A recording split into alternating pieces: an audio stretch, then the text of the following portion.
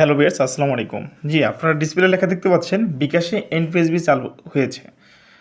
আচ্ছা, এখন ইচ্ছা করলে বিকাশ থেকে আপনারা রকেটে, আ ইসলামী ব্যাংকের এম ক্যাশে, ইসলামিক ওয়ালেটে এবং ব্যাংকে টাকা পাঠাতে পারবেন এনপিএসবির মাধ্যমে। খুবই কম খরচে, মাত্র ৳৮.৫০।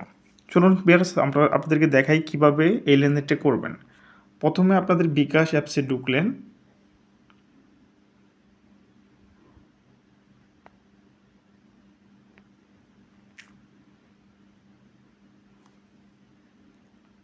তারপর ভিউয়ার্স একটু নিচ দিকে স্ক্রল করে যাবেন, অথবা এখানে সার্চ করেও আপনারা বের করতে পারবেন।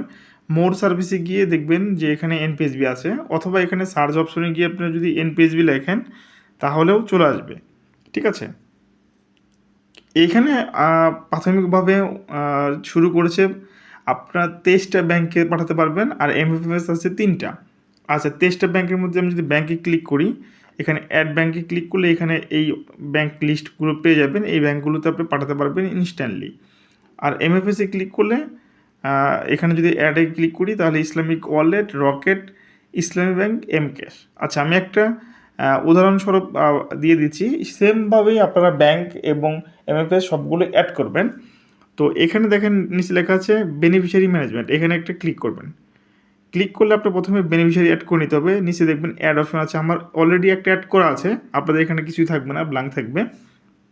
সবার নিচে অ্যাড অ্যাকাউন্টে ক্লিক করবেন। ক্লিক করার পর এখন আপনি ব্যাংক করবেন না এমএফএস করবেন, আপনি সেটাতে ক্লিক করবেন। আচ্ছা, এমএফএস দিয়ে দেখাচ্ছি, এখানে আমি রকেট দিয়ে দেখাচ্ছি। আচ্ছা, এখানে ক্লিক করলে দেখবেন এখানে ফেস ভেরিফাই করতে হবে।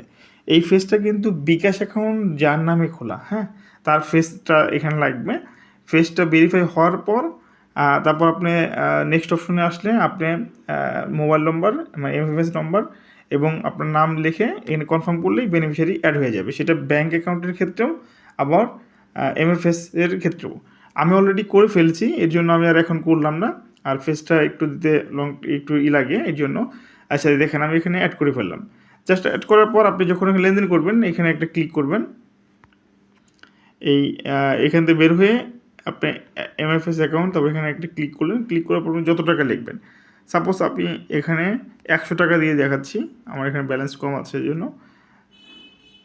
দেখেন এখানে আমার চার্জ মাত্র ৮৫ পয়সা দেখাচ্ছে, তার মানে ১০০ টাকা ৮৫ পয়সা হলে ১,০০০ টাকায় ৳৮.৫০।